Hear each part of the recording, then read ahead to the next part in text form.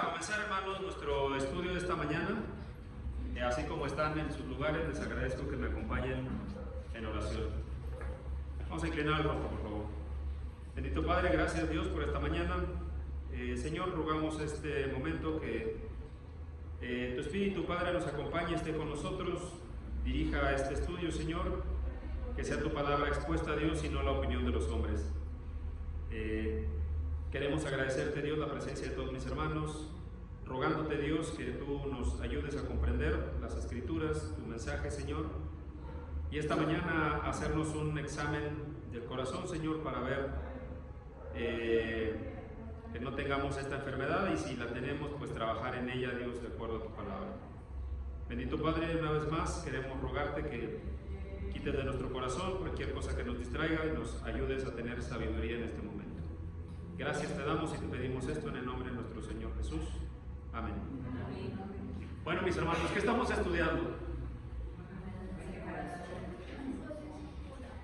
Enfermedad del corazón y su cura, ¿no?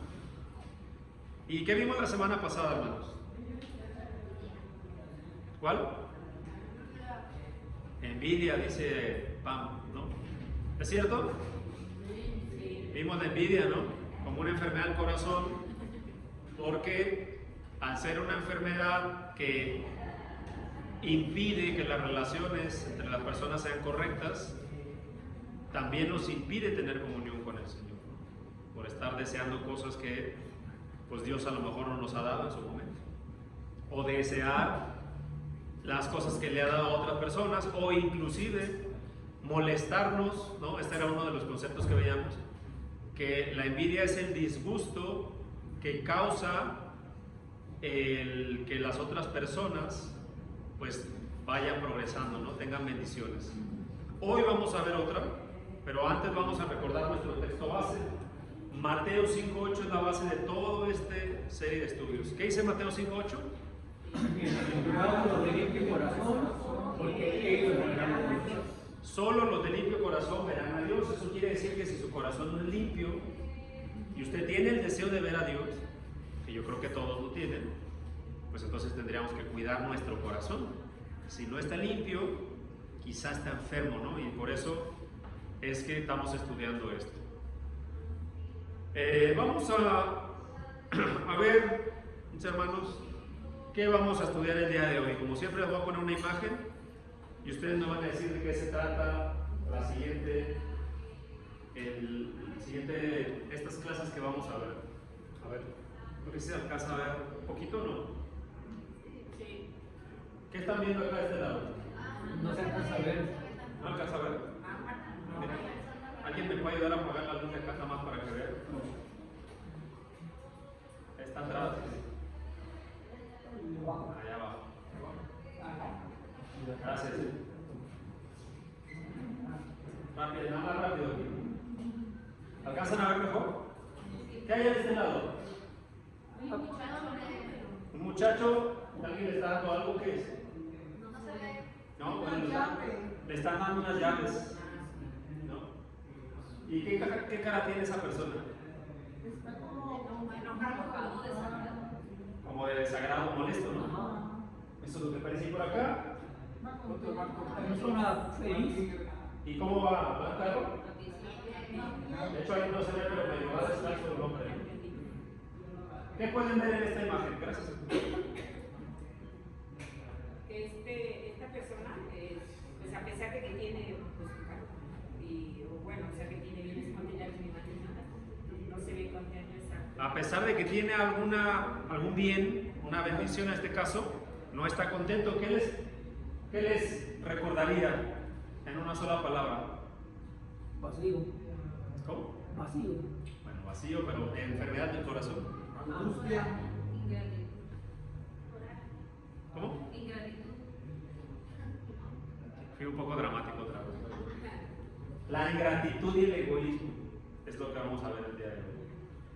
Les quiero preguntar, como siempre, hermanos, ¿ustedes creen que este tipo de actitudes en la vida del cristiano permitan que las personas puedan tener una relación correcta entre ellas y además que el cristiano tenga una relación correcta con Dios? Si hay ingratitud y egoísmo. ¿Qué ha hecho Dios por nosotros, hermano? ¿Qué ha hecho Dios por usted? Ahora, déjenme hacerles una pregunta. ¿Es el hombre grato con lo que Dios ha hecho? ¿El hombre es grato con lo que Dios ha hecho? ¿Tiene gratitud el hombre? Debería, claro. Pero la respuesta correcta, pues quizá es que no lo es. Quizá las iglesias estarían llenas los domingos, ¿no? A la hora de comenzar, solamente por gratitud. ¿Cuántas horas tiene una semana? ¿Se ha puesto a pensar? Al día tenemos 24 horas, ¿no? Por 7, 168 horas semanales. ¿Sí? ¿Quién da más? ¿Sí? 168 horas. ¿Cuántas horas le dedicamos a agradecer a Dios? ¿Cuántas horas dura el servicio, por ejemplo? Servicio 3 horas. 2 horas, 3 horas. ¿Cuánto es eso en porcentaje? Sáquenlo. Dividan 3 entre 168. ¿Cuánto da? 1. Eso es en el valor nominal. En porcentaje estamos hablando de un 0 más, ¿no? 0.017% del tiempo de la semana.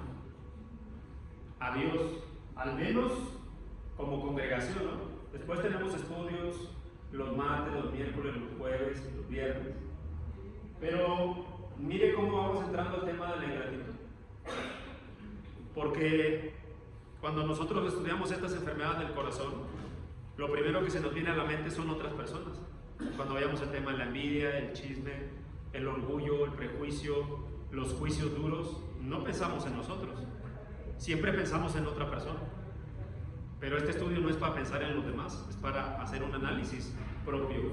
La ingratitud y el egoísmo tenemos que verlo exactamente igual. ¿Qué es la ingratitud? Levanten la mano para participar. ¿Qué piensa que es la ingratitud? ¿De verdad? No ser agradecido con Dios en este caso. No ser agradecido, ¿no? En este caso, espiritualmente hablando, con Dios. Gracias, Everardo. ¿Quién más por ahí atrás? Mano, Omar. Pues es la soberbia, el creer que lo merezco y que no. Es una buena definición, ¿no?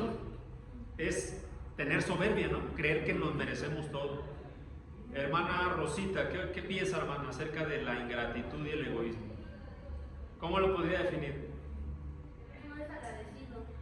Ok. No es agradecido por Dios por todo lo que Dios le ha dado. Es lo contrario a la gratitud, ¿no? Lo contrario a ser agradecido, eso es. No sé si han visto a veces en la calle, ¿no? A veces cuando alguien va a comprar algo, bueno, a mí me llama mucho la atención esta actitud, ¿no? Usted va a comprar algo en el mercado, donde sea, le da el dinero a la persona y le dice gracias. Y hay personas que le devuelven las gracias, ¿no? Ah, de nada, no hay por qué o lo que sea, ¿no? Para servir, cualquier cosa. Y hay gente que ni siquiera le voltea a ver, ¿no? Le da las gracias y le deja ahora sí que el agradecimiento ahí sin alguna respuesta. Esa puede ser una actitud parecida a la ingratitud espiritualmente hablando. Cuando ni siquiera volteamos, ni siquiera nos interesa reconocer, ¿no? Que lo que nos dan, lo que tenemos, no es por nuestro propio esfuerzo. Y eso, pues por supuesto que va enfermando nuestro corazón. Vamos a ver los conceptos bíblicos. La ingratitud, de acuerdo al diccionario bíblico Webster, es el olvido de la gratitud, justamente, una pobre retribución por una bondad recibida. Es decir, alguien hace algo bueno por usted o por nosotros, y el que es ingrato simplemente no tiene ningún tipo de retribución al respecto. Y es importante, ahorita vamos a ver que la ingratitud no nada más tiene que ver con un tema de modales, con un tema de educación. La ingratitud es un reflejo de lo que hay en el corazón de las personas. En el griego, fíjense, está bien interesante cuando estaba estudiando esto. ¿Se acuerdan cuál es la palabra en griego para gracia? ¿Mano, Ricardo? Caris, ¿no? La palabra en griego para gracia es caris. Pues ingratitud, fíjense, viene de la misma palabra, acaristos, es decir, sin gracia. Sin gracia. Falta de gracia. No porque no la haya recibido, sino porque no la regresa. No regresa esa gracia a algo. Lucas 6:35. Vamos a pedirle a nuestra hermana Janet que por favor lo lea. Lucas 6:35, ¿no está aquí? Lucas capítulo 6 y versículo 35, para que vayamos viendo dónde aparece en las escrituras este término. Acaristos. Y después a nuestra hermana Hatsiri, después que termine Janet, nuestra hermana Hatsiri, segunda de Timoteo 2. Segunda de Timoteo 3:2. Lucas 6:35 dice: amad pues a vuestros enemigos y haced bien, y prestad no esperando de ellos nada, y será vuestro galardón grande, y seréis hijos del Altísimo, porque Él es benigno para con los ingratos y malos. Fíjense lo que dice el texto al final, porque Él es benigno para con los ingratos. Y arriba viene cuál es la descripción, ¿no? Dice: hagan bien y no esperen nada. Es decir, no piensen que se merecen estas gratitudes, ¿no? Ahí aparece por primera vez el término acaristos. Hermana Hatsiri, por favor. Porque habrá hombres amadores de sí mismos, avaros, vanagloriosos, soberbios, blasfemos, desobedientes a los padres, ingratos, impíos. Gracias. Ahí es la segunda vez donde aparece acaristos. Ese término, fíjense, está acompañado de alguna lista de otras cosas. De hecho, empieza hombres amadores de sí mismos. Que eso podríamos definirlo como el concepto de egoísmo, ¿no? El que se ama a sí mismo, de más, ¿no? Básicamente, recibir gracia y no reconocerla. Esa es la ingratitud. Recibir gracia y no reconocerla. Ahorita vamos a ver algunos ejemplos, ¿no? El egoísmo, en el mismo diccionario bíblico Webster, me faltó una vez ahí, búsqueda excesiva del propio interés sin consideración por los demás. Eso es el egoísmo, de acuerdo al diccionario bíblico Webster. La palabra también está bien interesante. ¿Se acuerdan de la palabra griega philos? ¿Qué significa la palabra griega philos? ¿Alguien se acuerda? Hermano, algo así. No. Es verdad. No, philos es un amor, ¿no? Un amor que se siente ¿por quién? Por los demás. Pero en este caso, fíjense, la palabra griega es muy interesante. Philautos. ¿Qué significa esta palabra autos en el griego? Auto. Uno mismo. Philautos es el que se ama a sí mismo.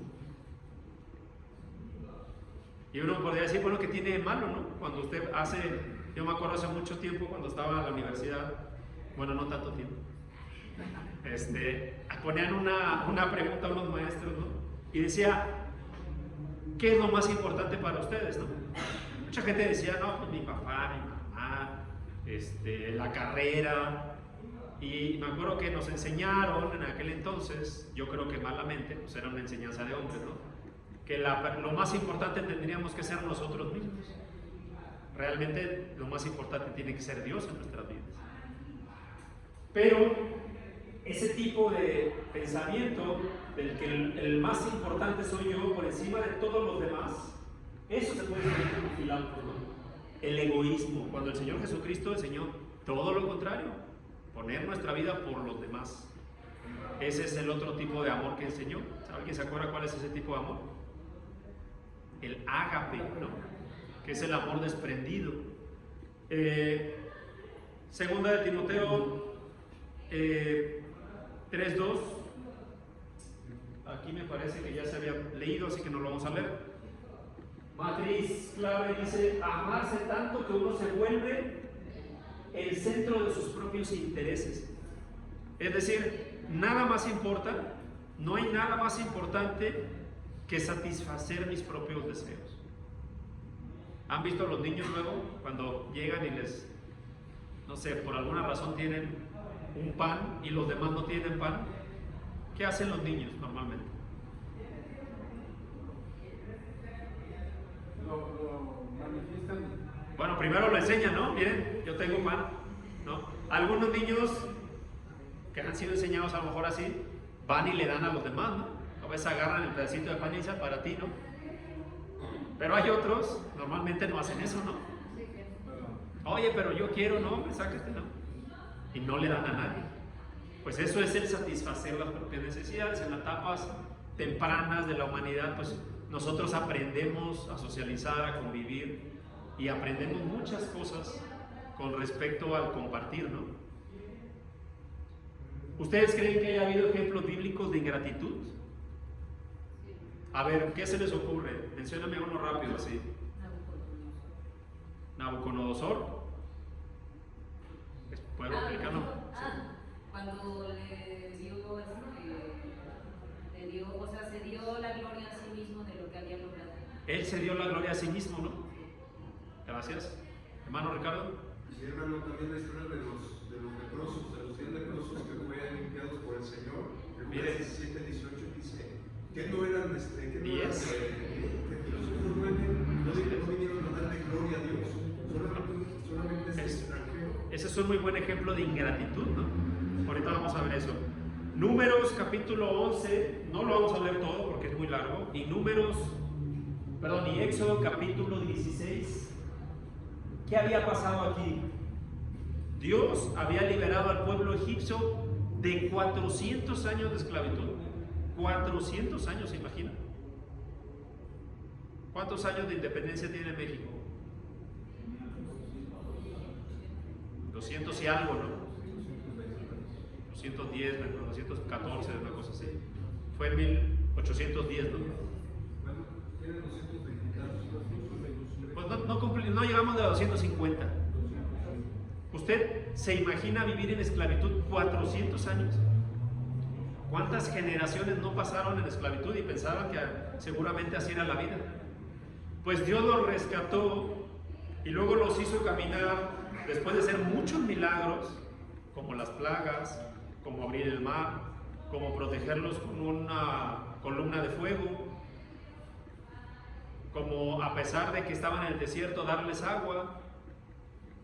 Dios los liberó de eso.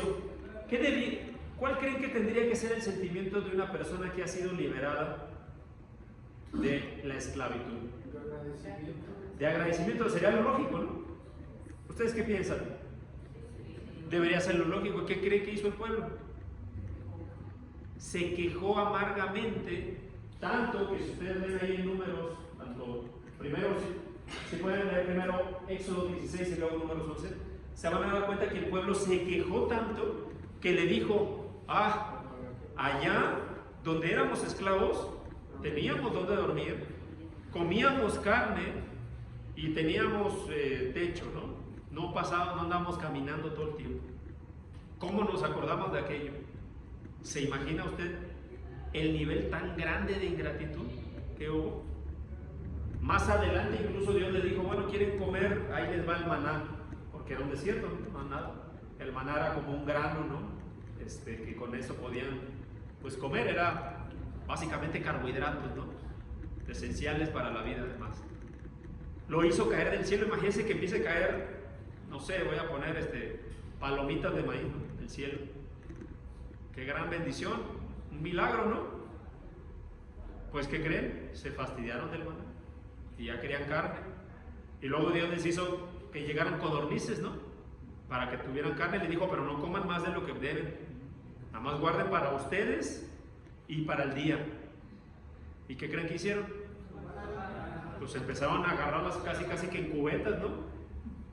Hicieron: no, pues yo mejor agarro más de los de allá. Pues se enojó el Señor por la ingratitud. ¿Será un ejemplo bueno de lo que debería vivir un cristiano? Vamos a ponernos al día de hoy, hermanos. ¿Ustedes creen que hoy puede haber ingratitud con respecto a lo que Dios ya ha hecho por nosotros? Y a lo mejor no vemos eso, vemos lo otro. Ah, pero ¿por qué no tengo tal trabajo? ¿Pero por qué no tengo tales bienes materiales? ¿Por qué mi vida no ha salido como yo he querido? ¿Por qué no tengo esto? ¿Por qué no tengo lo otro? ¿O por qué estoy enfermo? ¿Será esa una actitud de ingratitud? Piensen un poquito en eso mientras vamos viendo más ejemplos.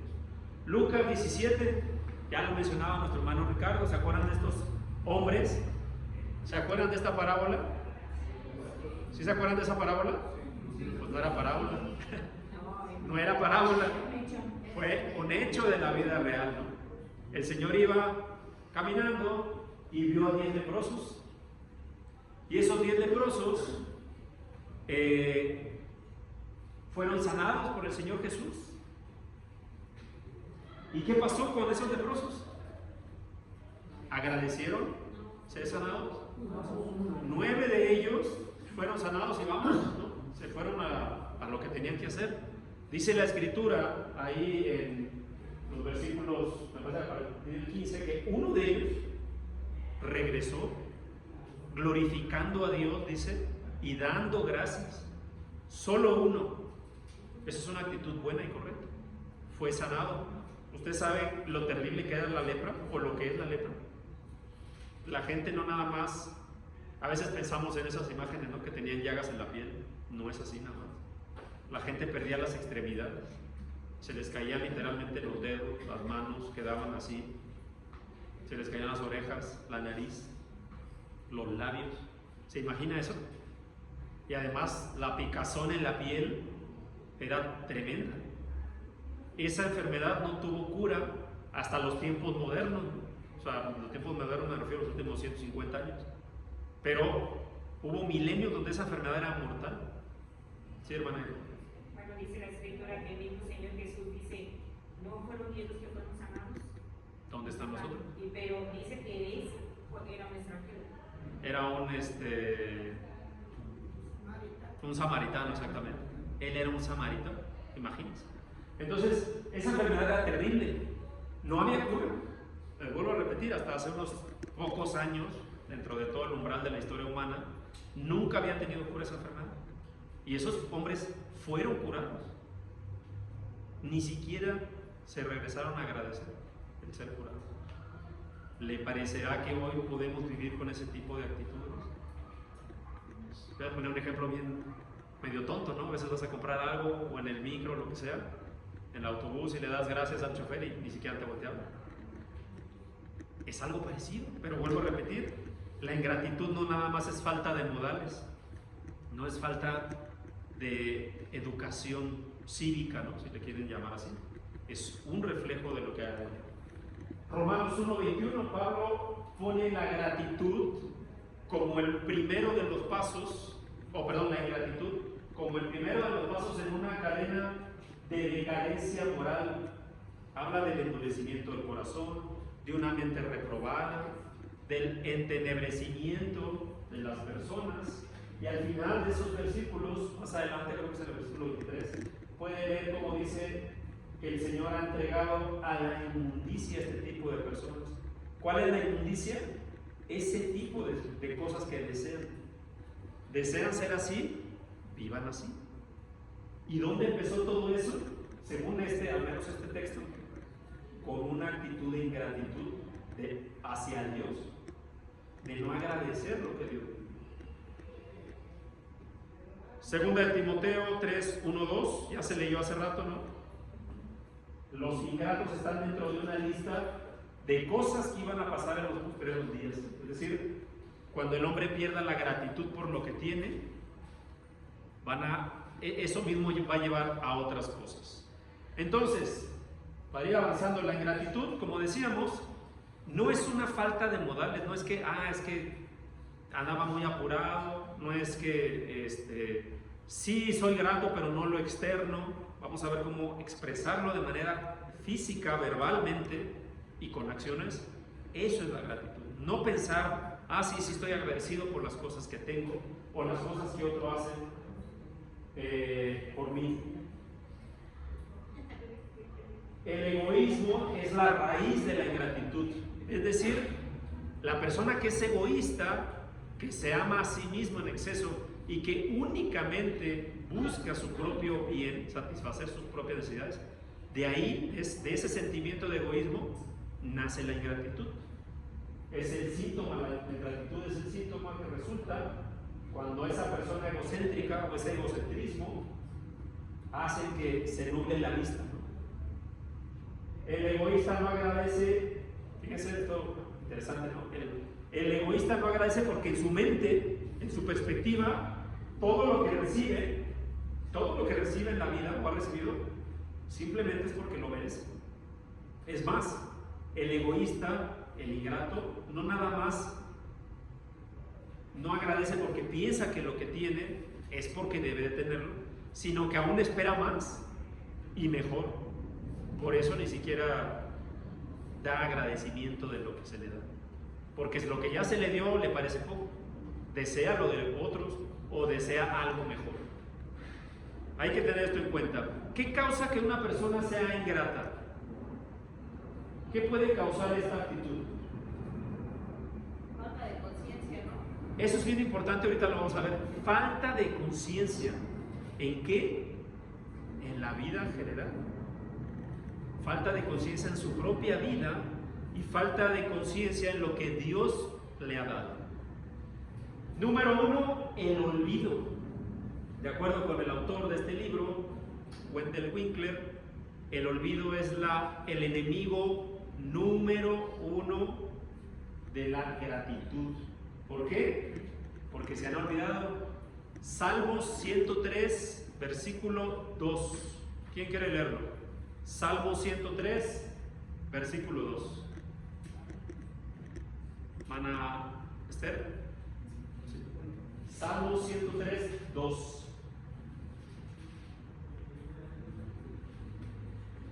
Bendice, alma mía, a Jehová, y no olvides ninguno de sus beneficios. Gracias. Miren lo que dice el salmista, ¿no? Acuérdense que los salmos, Eclesiastés, Proverbios, algunos otros, Cantar de los Cantares, son libros que se llaman libros de sabiduría o sapienciales, ¿no? Hay sabiduría en esas palabras. Y miren lo que dice el salmista. Bendice, alma mía, a Jehová, y no olvides ninguno de sus beneficios. Son palabras sabias, ¿no? ¿Por qué será importante que no nos olvidemos de los beneficios, diagonal, bendiciones que Dios ya nos ha dado? ¿Por qué será importante no olvidarlo? Hermana, es una manera de agradecer, ¿de verdad? Porque si nos olvidamos de ellos, si somos egoístas de por sí, vamos a ser más egoístas y más ingratos todavía más con Dios y con las personas. Porque si nos olvidamos, como dice Berardo, si olvidamos eso, nos vamos a poner a verlo mal. Nos vamos a poner, Dios me bendijo con una vida, pero estoy enfermo. ¿Qué caso tiene, no? Oye, Dios me bendijo con una familia, sí, pero no tenemos, no sé, una casa de gigante, ¿no? Oye, pero Dios me bendijo con un trabajo, sí, pero me tengo que levantar a las 4 de la mañana. ¿Se dan cuenta? Todo es que ahorita vamos a ver cómo la queja tiene gran relación. Esta enfermedad del corazón está relacionada con otras que veíamos ya en clases pasadas, como la queja constante, la crítica constante, las murmuraciones. Por eso decíamos que la ingratitud es un reflejo de lo que hay en nuestro corazón. No es una falta de modales como alguien puede pensar. ¿Se acuerdan de algunos olvidadizos? ¿Se acuerda de...? Perdón, Janet, ¿hace algún comentario? Sí, yo iba a comentar que también es soberbia. O sea, a veces no es que se creen que tienen las capacidades suficientes, que fueron porque estudiaron, se esforzaron, ¿no?, por tal o cual cosa, y entonces pues por eso lo merecen por sus capacidades propias, ¿no? Y se olvidan que Dios las da. Cuando estaba preparando, gracias hermana, cuando estaba preparando este estudio, leía un artículo de Harvard. Fíjense, tan la ingratitud afecta a la vida humana que incluso la Universidad de Harvard hizo un estudio de por qué la ingratitud afecta el rendimiento en los equipos de trabajo. ¿Por qué? Porque decía, ¿no? Y parece mentira, Pero esta universidad llegó a la conclusión de que las personas ingratas, número uno, no son felices en sus trabajos. Y número dos, siempre están, dado que tienen una actitud negativa, siempre están encontrando los errores en lugar de encontrar las cosas buenas de los equipos de trabajo. Y ponían algo como lo que dice Janet, ¿no? Oye, pues todo esto me lo merezco, ¿no? Y tan me lo merezco que todos los demás su trabajo es malo. Lo tengo que hacer yo para que esté bien hecho. Porque el que hace que las cosas salgan bien soy yo. El apoyo, la atribución que tienen los demás, las cosas que le dan al equipo, esas no son buenas. Están participando, pero no se preocupen porque yo lo voy a mejorar. Eso es lo que decía en este estudio la Universidad de Harvard. Me pareció muy interesante, porque no nada más nos afecta a nivel espiritual, puede llegar a afectar todas nuestras relaciones. Y decía este estudio que además son las personas que peor se relacionan. ¿Por qué? Porque nunca tienen ese tipo de actitud de agradecer lo que los demás llegan a hacer por ellos. Hermana Ima. Yo creo que hay veces que no se valora lo que se tiene, sino que lo llevamos a un extremo de precisamente ver todo lo negativo en lugar de agradecer. Eso nos lleva, yo creo que a muchos problemas, pues se puede decir, a lo mejor no mentales, pero de amargura, Sí, es correcto. de sentimiento. A veces hasta lo podemos ver como la victimización de nosotros mismos, victimizarnos de las cosas, porque decimos, es que no me dan esto que merezco, yo lo merezco porque soy tal y tal, y empiezas, cuando tiene muchas cosas buenas, ser agradecido. Entonces yo creo que la gratitud a veces nos enferma. De hecho, por estar viviendo en ese estado de ingratitud precisamente y de no valorar lo bueno. así es. Vamos a ver, por ejemplo, cómo pónganse a pensar en el Señor Jesús. Como Él estuvo predicando con los suyos en sus pueblos, ¿no? Los pueblos judíos. Y esas personas, en lugar de reconocerlo, tuvieron todo lo contrario. Le querían asesinar, lo asesinaron, de hecho. Hermana Susi. Pienso que es lo peor que podemos ser, egoístas y soberbios, porque van juntos a esos de la mano. Así es. Y es terrible. Yo conozco muchas personitas que son así. Dicen, yo estudié y yo lo quise, yo soy lo que soy por mí, no, que gracias a Dios, por mí. Entonces, yo escuchar eso, es horrible. Sí, Pues, claro. ellos son unas personas horribles porque no creen en Dios y en no agradecerle esas cosas que Dios, porque también Dios les da la inteligencia, les da la capacidad de salir adelante.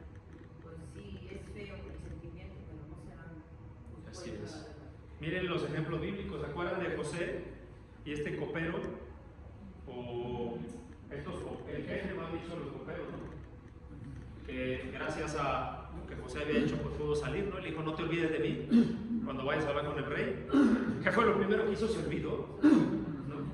Él había recibido una bondad, había recibido algo bueno, se olvidó de José. Los hebreos ya vimos. Pero también en la Biblia, hermanos, hay ejemplos de gente agradecida, que no ha olvidado. ¿Se acuerdan ahí en Samuel 11, primer libro de Samuel 11, donde estos hombres de una ciudad llamada Jabes de Galat, ¿se acuerdan? Que eran acosados por los amalecitas, y que llega Saúl y los rescata. ¿Se acuerdan esta historia que con una quijada de un animal, pues...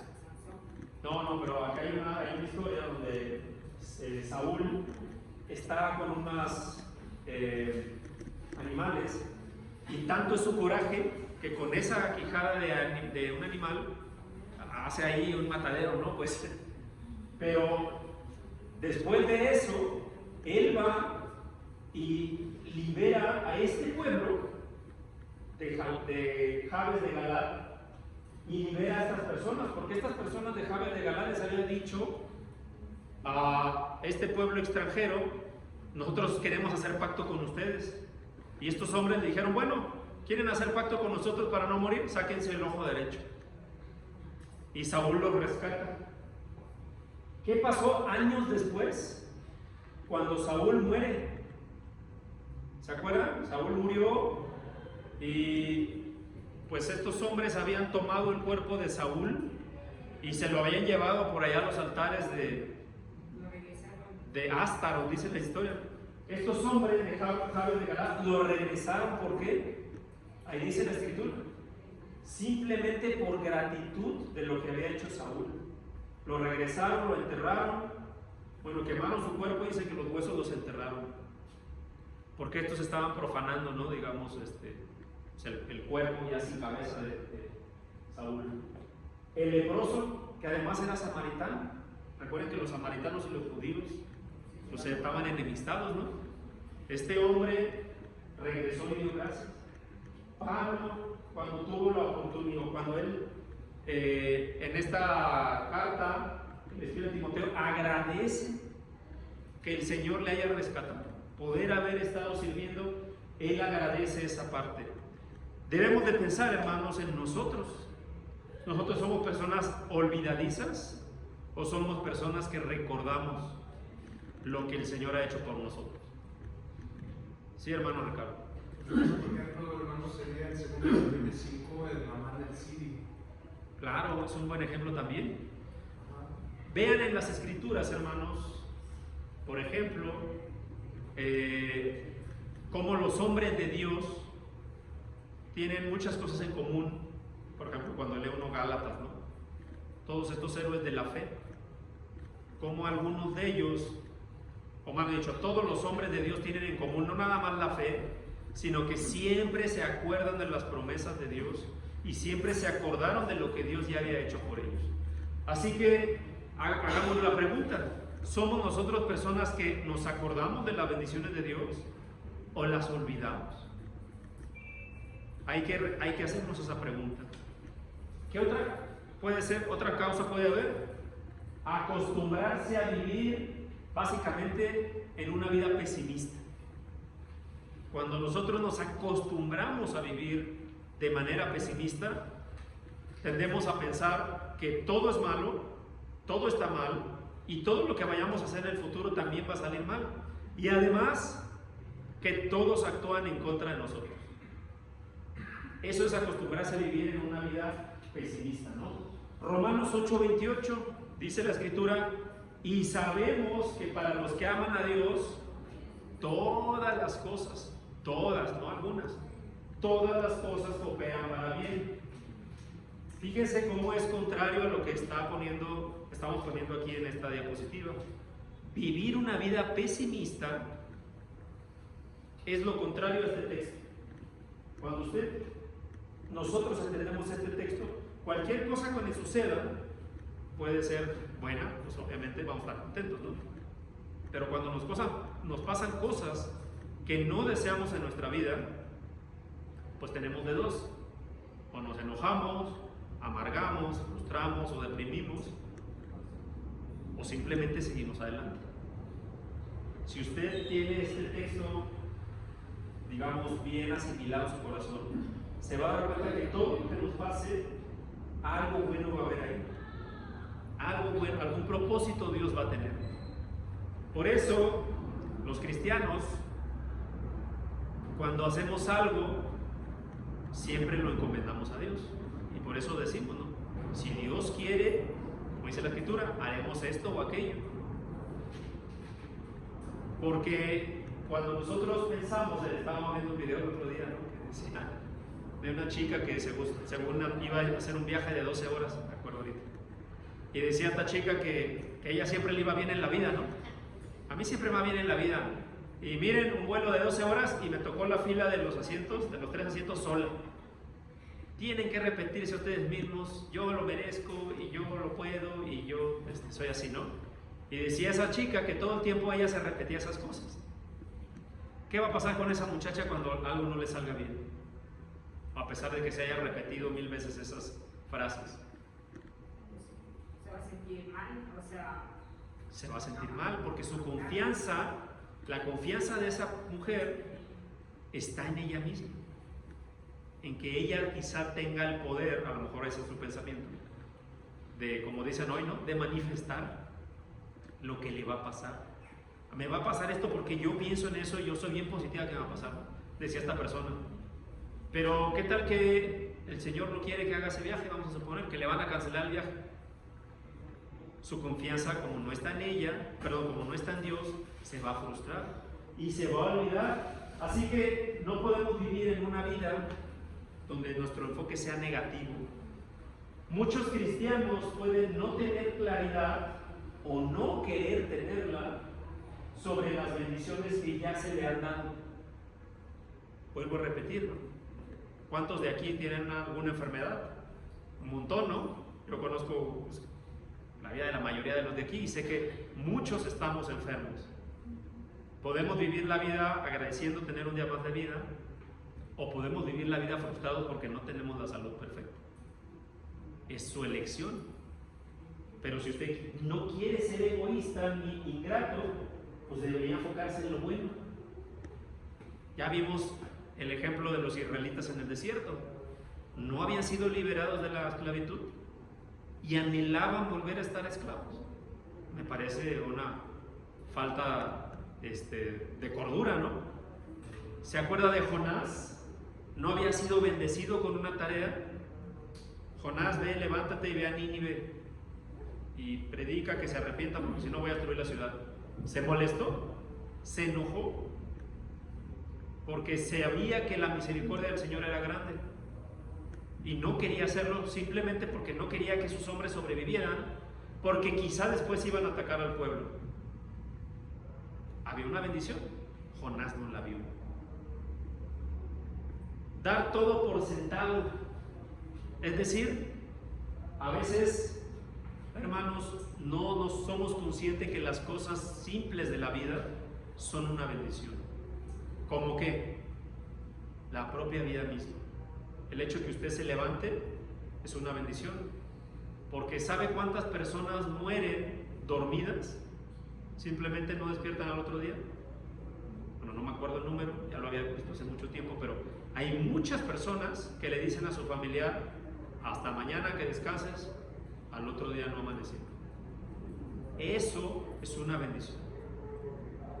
A veces nos quejamos porque en la mañana ya todos los días desayunamos lo mismo, o no desayunamos lo que queremos. ¿Sabe cuántas personas llevan días sin comer? A veces nos quejamos porque los zapatos que tenemos son los mismos desde hace 6 meses, un año, ¿no? Ya hasta me duele el pie, el callo, dice. ¿Sabe cuánta gente anda descalza? ¿O no tiene pies? A veces nos quejamos porque tenemos que venir a hacer el aseo temprano en la iglesia. Hoy me toca el sábado, que no sé qué, y yo quería hacer tal cosa. ¿Sabe cuántas personas desearían tener un lugar para reunirse? Hermanos con los que poder platicar. Pero a veces omitimos eso, lo damos por sentado. Mire lo que dice Santiago 4, 13 a 17. Hermana Irma, por favor, aquí está la palabra. Sí, dice la palabra de Dios. Dice: oíd ahora lo que dices. Hoy o mañana iremos a tal o cual ciudad y pasaremos allá un año y haremos negocios y tendremos ganancias. Sin embargo, no sabéis cómo será vuestra vida mañana. Solo sois un vapor que aparece por un poco de tiempo y luego se desvanece. Más bien deberías decir: si el Señor quiere, que viviremos y haremos esto o aquello, pero ahora os jactáis en vuestras arrogancias. Toda jactancia semejante es mala. Aquel pues que debe hacer lo bueno y no lo hace, le es pecado. Miren lo que dice la Escritura, a veces otra vez, ¿no? Damos por sentado que vamos a ir aquí, que vamos a ir allá, que vamos a comer, que vamos a hacer todo, pero se nos olvida agradecerle a Dios que, número uno, si hoy estamos aquí es por Él, y que si Él quiere, si es voluntad de Dios, vamos a poder lograr hacer esas cosas. Primera de Timoteo 6:7 dice que nada hemos traído a este mundo y sin duda nada podremos sacar. A veces omitimos que todo lo que tenemos, lo simple de lo que nos quejamos, de la ropa, de que no me gusta el jabón que tengo, el champú, no me gusta la casa que tengo, no me gusta la ciudad donde vivo, no me gusta el trabajo que tengo. Todo eso nos olvidamos que eso es una bendición. Lo damos por sentado que todas esas cosas ya son nuestras, ya nos pertenecen, ya tenemos el derecho a ellas y no es así. Vuelvo a repetir, hermanos, no sabemos cuándo vamos a partir, nadie de aquí sabemos cuándo vamos a partir. Amar el don y olvidar al dador. Dice alguna frase, ¿no? Que todos quieren lo que da el Señor. Todas esas promesas que vienen aquí en la Biblia, todos las quieren, ¿no? Pero todos se olvidan de darle gracias a Dios por lo que ya tienen. Santiago 1:17, vamos a leerlo rápidamente. Dice la Escritura: toda buena dádiva y todo don perfecto desciende de lo alto, del Padre de las luces, en el cual no hay mudanza ni sombra de variación. Todo lo que usted tiene y todo lo que desea tener viene del cielo, viene de Dios. Ya le agradeció por eso. Por eso dice este texto: queremos el don, pero nos olvidamos del que nos lo da. Vivir una vida de queja y murmuración. Ya vimos que Israel se la pasaba todo el tiempo quejándose, ¿no? Todo el tiempo estaba viendo lo malo. Las personas que tienden a hacer esto, todo el tiempo quejarse: oye, me llevaron a comer a tal lado, sí, pero yo quería ir a otro lado. Oye, me regalaron tal cosa, sí, pero yo hubiera deseado tal, ¿no? Como esa imagen. Al chico le regalaron un coche y no quería ese coche. No se veía bien en la imagen, ¿no? Pero era un coche medio viejito. No era un modelo nuevo, pues, ¿no? Yo quería una Lobo, ¿no? Una Ford Lobo grandotota. Pues le dieron un bocho. No le gustó. Perder la perspectiva de la vida, como dijo nuestra hermana Susi. Sea cual sea su situación, hermano, hermana, nuestros visitantes, sea cual sea su situación, no se olvide que hay quien desearía estar en su vida. Hay quien desearía tener su vida. Por lo que sea, porque usted tiene un techo, porque usted tiene un trabajo, porque usted tiene familia, porque usted tiene hijos, porque usted tiene nietos, hay quien desearía estar en su lugar. Perdemos la perspectiva de la vida. Deseamos cosas que quizá no tenemos. ¿Hatsiri? Yo creo que ahí, en esa parte de perder la perspectiva, tenemos que recordar, o es algo que nos pasa a todos, que nosotros, por hacer cosas por los demás, ellos deben de tener una actitud de gratitud con nosotros. Y si bien el mundo enseña eso, ¿no? O sea, pórtate bien para que te vaya bien, y muchas otras cuestiones que la sociedad nos enseña, pero como cristianos tenemos que entender que hay una perspectiva, ¿no? O sea, que Dios nos enseña a que si el otro nos pide, dale. Y pasa muchas veces que dicen: ay, pero ¿por qué le voy a dar si él me hizo esto? O si yo ya hice esto por él, ¿por qué no hace lo mismo por mí, no? O sea, creemos que esto es un favor y la realidad es que no. O sea, Jesús nos enseña que podemos también citar la regla de oro, ¿no? Pero finalmente lo que Dios nos enseña es que si el otro nos está pidiendo, tenemos que darle, sin lugar a dudar, sin observar más, o sea, no hay objeción, ¿no? Y pasa muchas veces que, pues, por ejemplo, en la vida secular, ¿no? Si yo ya hice algo por esta persona, yo ya le hice un favor, ¿por qué no me haces el favor a mí? O sea, a veces queremos ir por la vida pensando que vamos a recibir cosas buenas por los otros, y no es cierto. O sea, a mí me pasa en mi vida, ¿no? Si yo recuerdo las cosas que he hecho bien por mi familia y cómo han actuado ellos por mí, o yo me merezco todo, ¿no? No, porque ya lo hice, claro. Ajá, entonces, eso pasa en la iglesia, en el trabajo, en la familia, en el mercado mismo. O sea, queremos que las acciones de gratitud